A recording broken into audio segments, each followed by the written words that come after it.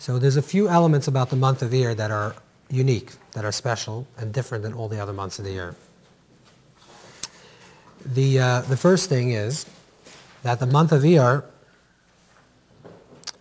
is the first, we'll call the first normal month of the spring. I know today it doesn't look that way. But the beginning of the spring is in Nisan. But Nisan is a month that is saturated with Yom Tov. Most of the days are Yom Tov, or a lot of it is Yom Tov. It's a month that we don't say Tachlin, we don't say... So therefore, Nisan is the beginning of the spring, but it's the beginning of the spring where it's a month of holidays. Iyar is the first month of the year, the first month of the summer months, which is a regular normal month. And not only does it have a special Yom Tov, special holiday like Passover, like Pesach, but Iyar is one of the unusual months of the year that there is no biblical, there's no Torah-based or rabbinic, which is Talmudic-based, holiday in the month of Iyar. In temple times, there was something that was called Pesach Sheni, the second Pesach, but that was not a normal holiday. It was only in case you haven't performed the first Passover, you weren't able to bring the Paschal lamb, the carbon. But overall, Iyar, you take Nisan, Iyar, Sivan, Tammuz, Av, so we have Yom Tovim. Now, Yom Tovim doesn't necessarily mean days that we celebrate. Even Tammuz is the 17th day of Tammuz, Shabbat Tammuz, Av has Tisha B'Av. Every month has something. Iyar, there is no Torah-based and no rabbinic holidays. Now there's another Yom Tov, a minor Yom Tov, which is Lag BaOmer. We'll have to talk about that. But it's not a Yom Tov that speaks about in the Torah. And it's not a Yom Tov, it's not a holiday that's spoken about by the sages in the Talmud. So there is something about this month that doesn't have any Yom Tovim. But there is something also unusual about the month of Iyar, that Iyar is also the only month of the year that every single day of the month of the year there's a special mitzvah. And that's the mitzvah to count the Omer, Every day there's a mitzvah to count the Omer, and every day is a separate mitzvah. That's why every night we have to say a separate blessing.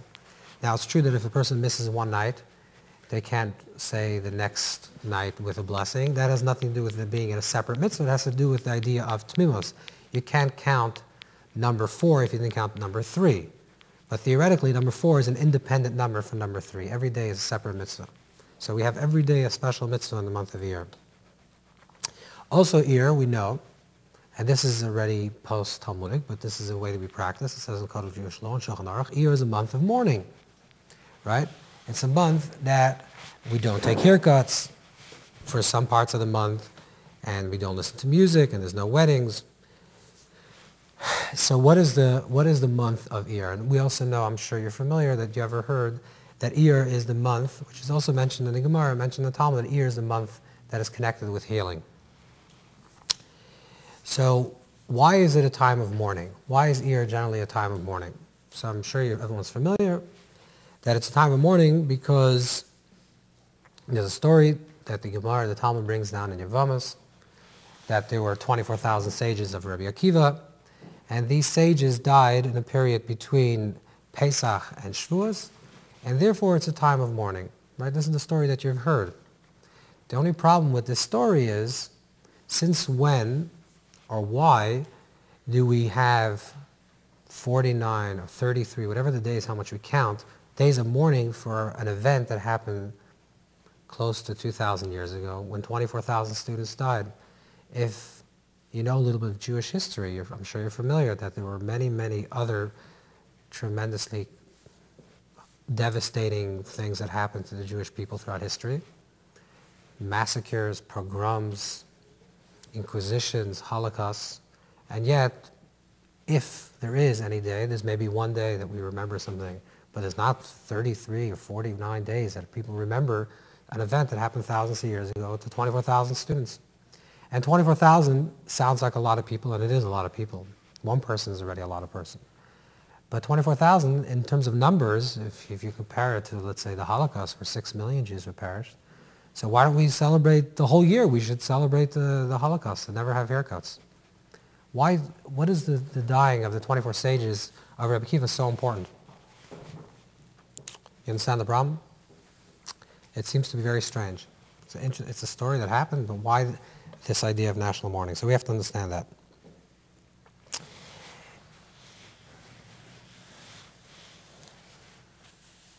the fact that we say that Iyar, the month of Iyar, is a more serious time, or we'll call it a time of din, of judgment, has its roots even before the story of Rabbi Akiva's students.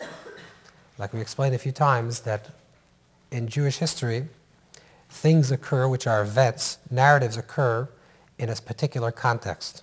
That the reason why certain things occur at this month is because there's something going on in the month that gives rise to this possibility. And it's known that Iyar is a time of din, a time of judgment. So there's two different ways how this can be thought of.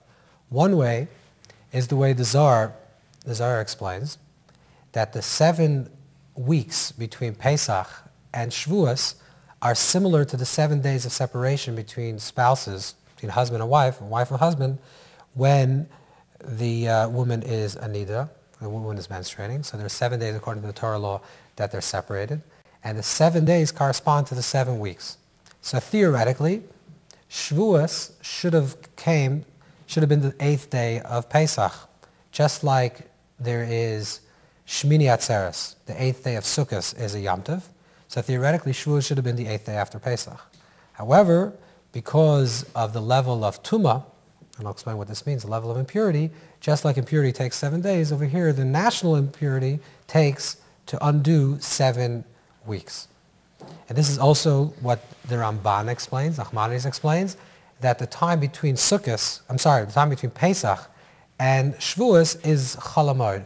It's the intermediary times between the Yom Tov. So the Yom Tov of Pesach is the beginning of the Yom Tov, then there's a 7 weeks in between, and then the culmination of Pesach, of Passover, is the holiday of Shavuos. What does this mean? This means as follows, that the idea of Tumah, of impurity, represents separation. And the point of the separation is to create longing. And the longing creates greater unity. And this is the cycle. That when two people are together continuously, and there is no longing, so even though they're continuously together, the unity is not passionate. However, when two people are passionately together, and then for a period of time they become separated, the separation brings a stronger level of longing, and therefore, because there's a stronger level of longing, then when they finally reunite, there's a stronger passion. Just imagine if you're standing in the airport, right? You see people that come together and people that are separated. This is the most dramatic place in the world, an airport, because people haven't seen each other for a long period of time and they come together, or people are about to be separated from each other for a long time. So the place of when there's two people that are in love with each other, the idea of creating separation creates a deeper level of longing, and because it creates a deeper level of longing, that also creates a stronger sense of being together, of unity. So Shavuos and Pesach is the beginning of our narrative. That's the beginning when we go out of Egypt, we were a level of Tumah. Now we purify ourselves, which means we long to receive the Torah. And the deeper the longing is, the stronger that we sense the unity. And finally, when it culminates on Shavuos, so we say, B'yom Chasanasa Zu Matan Torah. The day of the wedding is the day of receiving of the Torah. So we receive the Torah by preparing ourselves in the longing to receive the Torah for these 7 weeks. And then finally receive the Torah on Shavuos. So what is the 7 weeks? 7 weeks is a very serious time of din, of self-judgment, of observing yourself and thinking about who you are as a person, how you're interacting with other people. And it's a time of generally din, because you sense a separation and you sense the idea of to get closer. The early Rishonim, the early commentators speak about that it's a time of din, that also because historically, especially in medieval times, the blood libels occurred during Nisan, but the actual effects of the blood libels were in Iyar. This is a historical truth.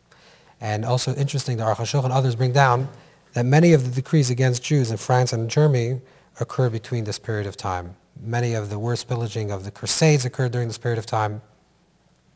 So this is a time of din. Iyar is a time of din. Again, so why is it a time of din? Why is it a time of judgment? It's a serious time.